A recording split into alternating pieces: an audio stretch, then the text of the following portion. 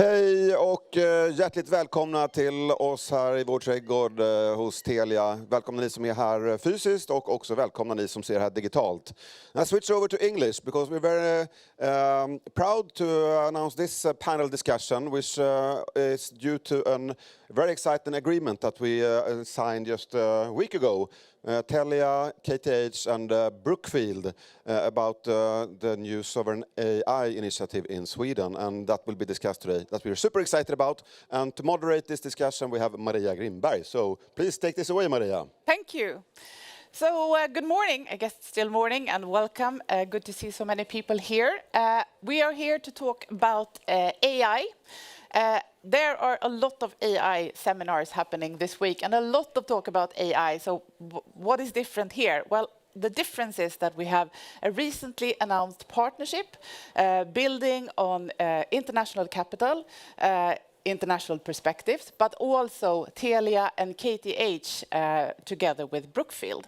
So we will talk about that, but also about the what we see that Sweden needs to do to get ahead in the race. And we have in this panel, we have Anders Söderholm, president of KTH. We have Patrik Hofbauer, CEO of Telia, and I guess most of you know what KTH is and what Telia is. We also have Felipe Ortiz, who is managing partner for infrastructure investments from Brookfield. I'm not sure that everyone knows what Brookfield is, so maybe you can start by just introducing Brookfield and what you're doing here in Sweden. Thank you, Maria, and good morning, everyone. It's nice to be in sunny Visby, enjoying your company. So for us, we feel very fortunate to have partnered with great institutions such as Telia and KTH. And Brookfield we have been investing for a number of years in Sweden and in the Nordics with very positive experiences, but we are a company that has over 100 years of history. We are originally Canadian, and from this base we have expanded globally across many different verticals, one of them being telecommunication and data processing, which is one of our strongest investment areas. Brookfield as a whole manages $1 trillion of assets, so it's one of the largest asset managers in the world. And in Sweden, we believe to be one of the largest infrastructure investors in the country and in the Nordic region. We came to Sweden as an infrastructure investor in 2021, hand in hand with Telia. We had been studying the country for a long time, and we found one of the best environments to invest in. As originally a Canadian company, I think our culture resonates very much with the Swedish mindset. I learned words like Deltagare and the balance that we find, and I think Canada's very its approach to everything resonates with your culture. And Sweden offers a great environment to invest. It is protective of capital, very strong rule of law, and our partnership has been very strong. I think we made an investment to jointly manage the telecom tower system in Sweden, Norway and Finland, together with Telia, and we've been very successful in doing so, creating a lot of value.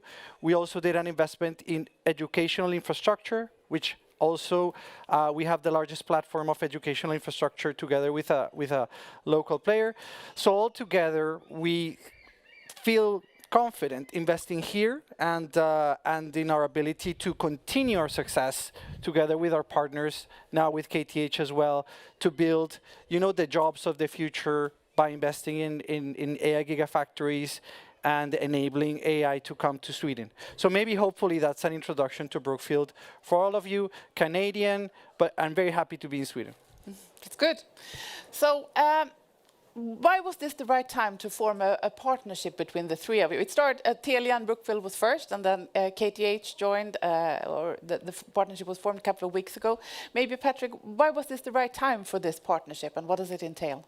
Yeah, I can start with first a bit short about Telia. I mean, we have a long history in Sweden, 170 plus years. We have built an amazingly good digital infrastructure. So we have fiber built out, we have really good 4G networks and 5G networks, one of the best in the world. And now it's next time to take the next step. We have all seen the opportunities with AI, but we also see what we're lacking in Sweden when it comes to the combination with research and universities and also with international capital to build this capability, the next phase of the capability with AI factories. So I think everyone has seen the trends and the development with the language models, and we need this capacity. And why not try to get this and build this in Sweden so we increase actually the Swedish competitiveness compared to other countries in Europe, but also for Europe that we have these national sovereign capabilities also in Europe and in Sweden. I think that is very important for our competitiveness because we want to continue to be attractive in Sweden, to attract the best talents, to attract the startup environment that we have in Stockholm, to develop that continuously as well, and then do it together with research. So the timing is really, really good. And I think the timing is also for us, to compete in the world, make sure that Sweden has those capabilities that we so urgently need and want to have to stay competitive. So I think that is a very important message or timing-wise. And Anders, I mean, KTH is one of the world-leading talent factories for Sweden. Why was this the right time for you to enter a partnership? Well, since both my colleagues here were giving 100 years of history, we are actually turning 200 years next year. Okay, you will. In building the future. And today what we see is that AI is changing the format for research, but also the educational offerings that we have. So there is a generational shift that is going on right now, and it's happening very quick. We need a sense of urgency now in Sweden in order to be part of winning the AI race. And to do that, we need to increase the capacity for our researchers, but we also need the most advanced users of those facilities in order to have good partnerships with industry, with Telia, but also with your customers and with the partners that we have in our industrial portfolio. And together with Brookfield, I think we can do something that Sweden would have been unable to do otherwise. And we are also building something that is really unique. But there is also another thing that the three of us combine, three different silos of competence, you might say. Combining them, we're also creating an ecosystem for innovation and startups. And I think that is something that will be a platform for the next Swedish unicorns to emerge from, having this capacity in Sweden, and Sweden being one of the forerunners in Europe in doing this. So I think the timing is, it's so urgent. There are happening so many things now around the globe. So it needs to be done. Even though this investment has a long timeline, we're not looking at something that will be up and running in a few months, but we're building a capacity in which the new software engineering will be placed, and that will continue to develop over the time that is coming. But having the infrastructure there is one of the centerpieces that needs to be in place. Let's talk about that. We talk about AI infrastructure, but and Brookfield talks about being an investor in that. What is it? What is the AI infrastructure? Yeah, no, happy to dive into that. I just realized that together we have 500 years of history. Yes. So that's great. And you win the longest history award. So it's very humbling, again, to be partnering with you. And AI infrastructure is...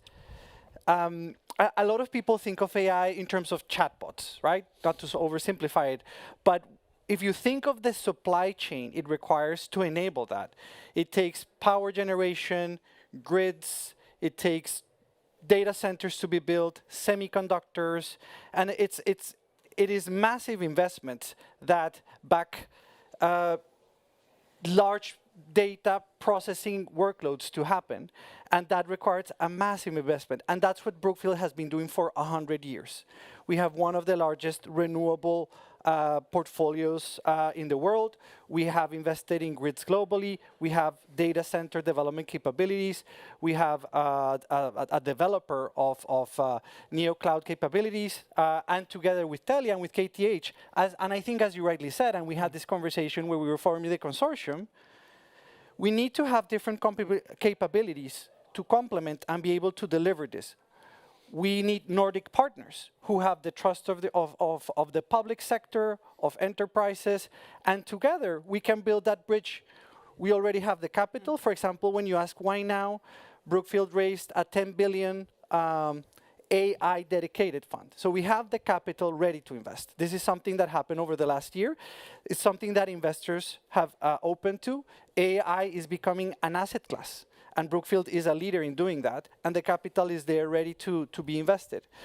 And the AI is moving from experimentation to implementation. So why now? And to your point, Europe and Sweden have a role to play in the formation of this ecosystem, and Sweden is going to play a key role. And therefore, we're so excited that this is going to be a cornerstone of the development of AI for Europe. So hopefully that helps paint the picture of everything that's required and how Brookfield, together with our partners, can deliver that. It's interesting you say that this is being defined as a new asset class. What does that mean? What is it that investors want to see from these investments? Well, it has happened through many asset classes in telecommunication, fiber investments, telecom towers, which we jointly invested. A business model forms that stabilizes the asset class for people to invest, right? And that requires predictability of investment, which has a combination of things. From the public sector, we need to align public policy with private capital. And by public policy, there's things that Sweden can do and Europe can do. For example, the acceleration of enabling power connectivity, because a key term I've learned in my years of looking at the sector is time to power. Time to power is critical in order to be able to bring AI enablement. And also, we have the capital to invest from the investors who want that stabilization of the business model by long-term contracts of enterprises taking these services and being able to basically give comfort to investors to invest equity, but also banks to lend to it. And that's already happening. And that's why now is the moment to capitalize on this and make Sweden and Europe in general a world leader in terms of AI enablement. Huge capital needs. For Telia, I mean, we have one of the strongest digital infrastructures in Sweden, and you operate in other countries as well. But what's the AI revolution doing for Telia? How is it changing Telia and the way you go to market with your customers? Yeah, I will take it down a little bit to the discussions we have here. So we have not the best or the strongest digital infrastructure in Sweden. We have it actually among the best in the world. So that is an important message. Of course, yeah. But I think if you look here, when you walk around here at Almedalen at the moment, not everyone, but a lot of people are talking about resilience, total defense, where to store my data, how to protect myself with the information flow I have, the workloads. And this is actually building the capabilities in Sweden. So when we talk to our customers, national sovereignty is obviously very important. But that is not only where you have the data center, where you store the data, where you use the computer power. It's actually the whole infrastructure, who controls it and who can actually push it on and off, basically, take control of that. So this is actually building. Why this is important now is because we are building the timely, very good at the moment, with this national sovereignty. Look what's going on in the world. We are depending on the US companies. Here we can actually build these local European capabilities. That is why the timing is so important now at the moment. So, and we talk with many customers, but we actually want to have greater engagement with the public sector to take a bet on this together with us, to have these capabilities here, because otherwise they get lost. Someone else will take them. And we want to, again, coming back to what I said in the start, make sure that Sweden, we are competitive and have all these capabilities, so we can continue to develop our competitiveness in Europe, but also in the world. So I think that is why it's so important. So national sovereignty, control the digital infrastructure, which we do in Telia, together with all the mobile connectivity, the fixed infrastructure, etc. And also all this together is very, very important. There are a lot of concepts. Sovereignty is one of the words that people talk about all the time. Yes. I mean, Anders, what's your perspective on sovereignty? Is it broader than, is it just having the chips in Sweden? Or yeah, how but do you think about basically it's coming down to us being consumers of AI technology, or those that are providing the latest AI technology and also the software that runs on that infrastructure. And what we are seeing now in some other countries are major investments of this kind. We have not seen very much of that in Europe. We also see that many research institutions in some countries are actually moving into the corporate world, giving no scientific access to the latest AI development. By doing this, we could also create sovereignty in terms of being able to access the latest knowledge, not only for us, but also for our colleagues at other universities. And I think that there there is a global partnership that needs to be formed of different sovereign AI gigacenters, and that is something that we are building on right now. We are also bidding for research funds, for big research funds, to have this capacity built in Sweden. And again, it's happening now. It is not something we could sort of start investigating now and in 10 years decide where to go. We need to start now. Are you worried that we're losing talent? I'm and that super we're worried. losing ideas to I guess we've all been to China and looking what is happening, what kind of investments they are doing. And when you are on the flight back home, you are always thinking, what should we do? And this is actually something that could be done. And through this partnership, we could actually gain both independence and sovereignty and resilience, but also building something that is in top of the line, not just following what is done otherwise in other places. So I think the timing is right.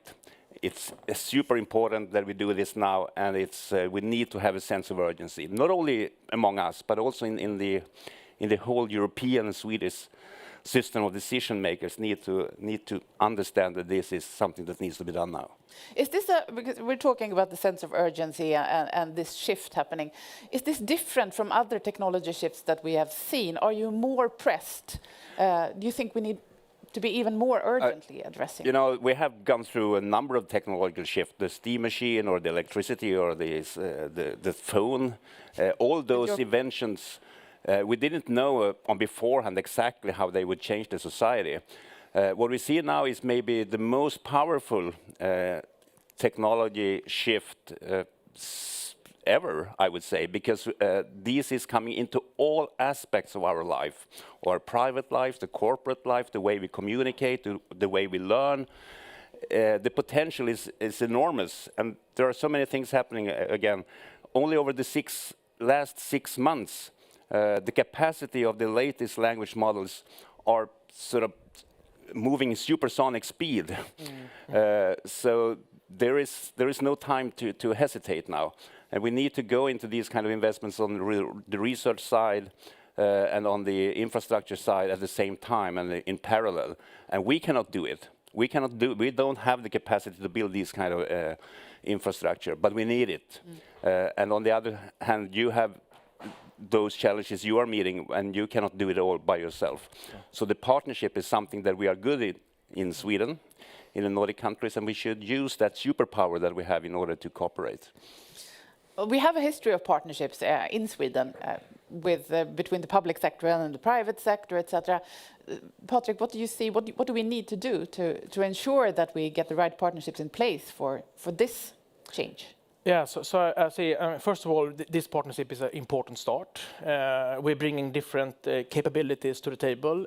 What we lack now is actually get also the public sector, the broader Sweden on board to take bets in driving this going forward now, because we need to learn and develop all the time. So more have to jump on this train, because again, it's not the Brookfield, Telia and KTH discussion. This is actually broad about the competitiveness in Sweden, that we are building these capabilities. I think that it will be very, very important. So I hope now that more people can join us, discuss how we can develop now these AI capabilities in Sweden. We have the infrastructure, we have the funds, we have the research and the universities with us.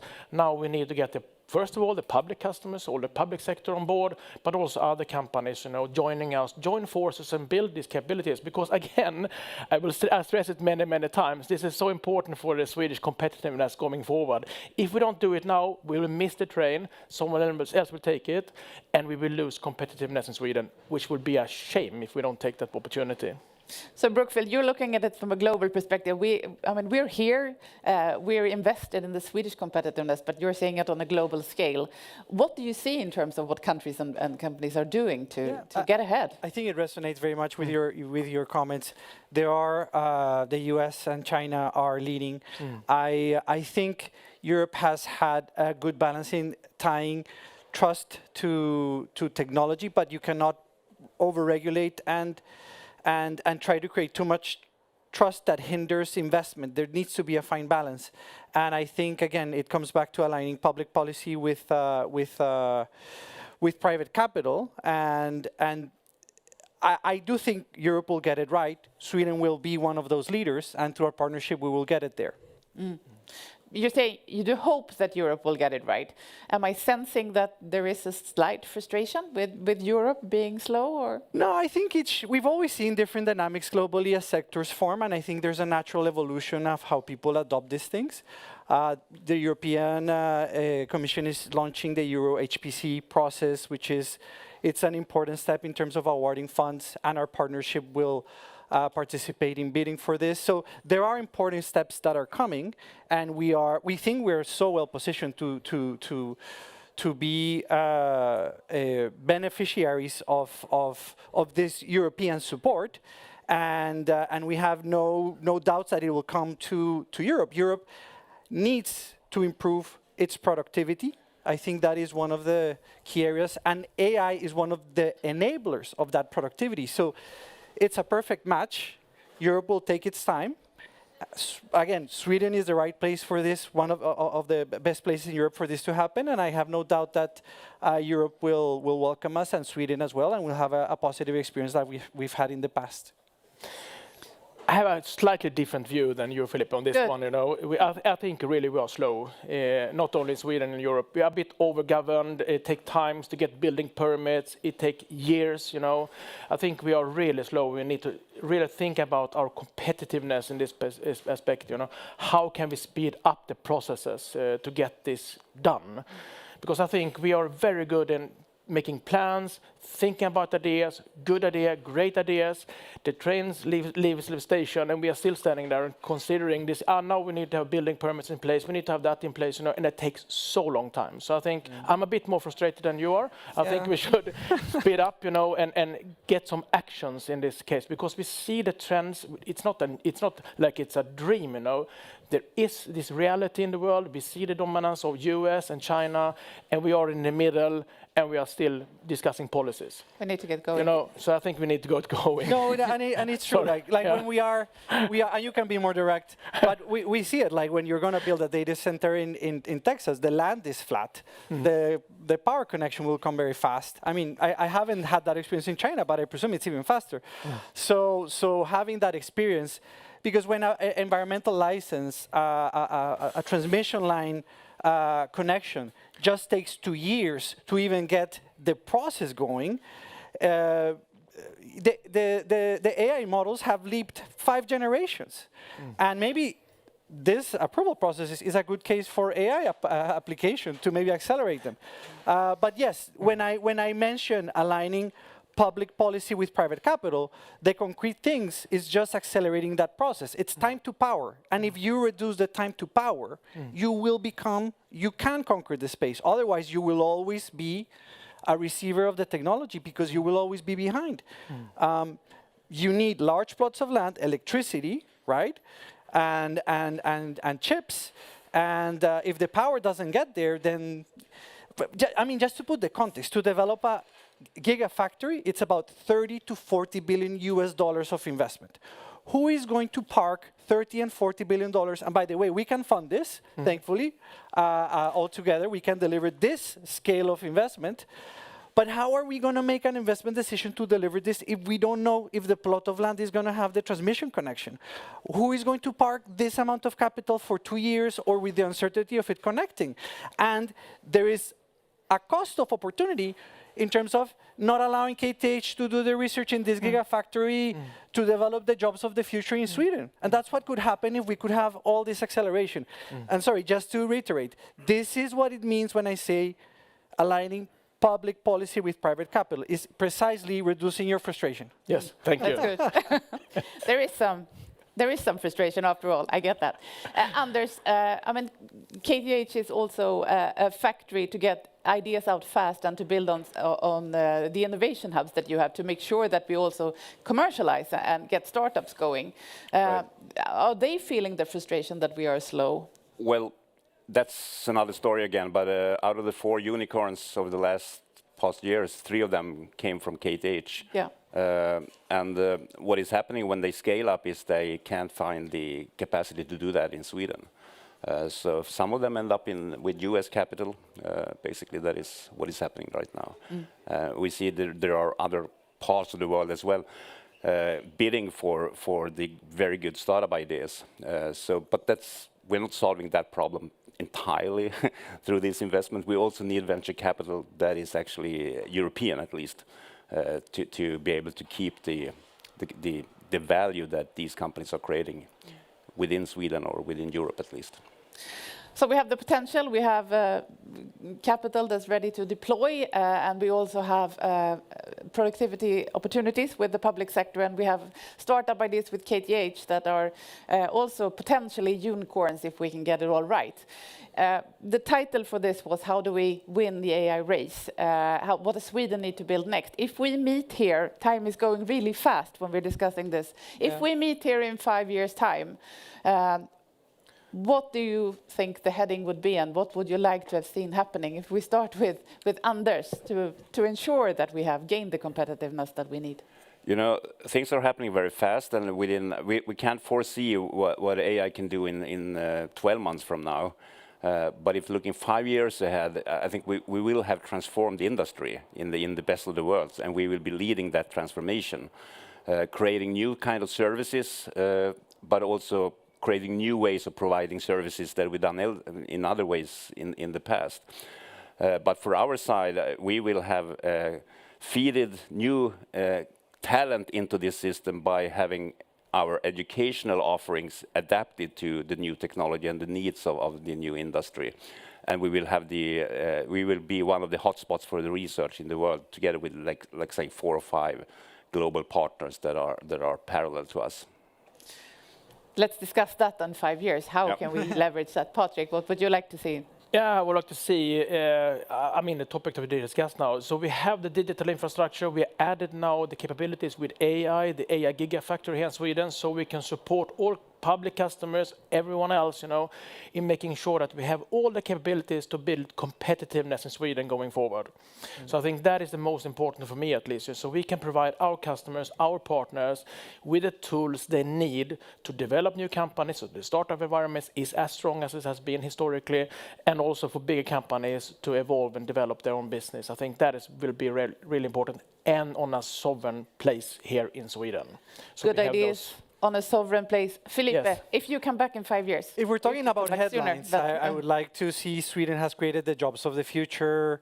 This AI investment has enabled, you know, doctors to spend more time with patients, has reduced administrative burdens for public authorities. Like, this type of impact is what and there are some cases of that already here in Sweden. We've talked with some of our partners who have delivered these examples, but it's really having massive sustainable productivity gains that will benefit society. And that's what AI will enable. And hopefully we have the team, we have the dream, we need the power. Yeah. But definitely from a headline perspective, I think there's good stories to come.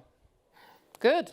Let's hope that we can meet here again and talk about this, not that something that is happening, that something that has happened and that we will build on going forward. Thank you so much for this discussion. Thanks for coming, and thanks to all of you for coming today. Thank you very much.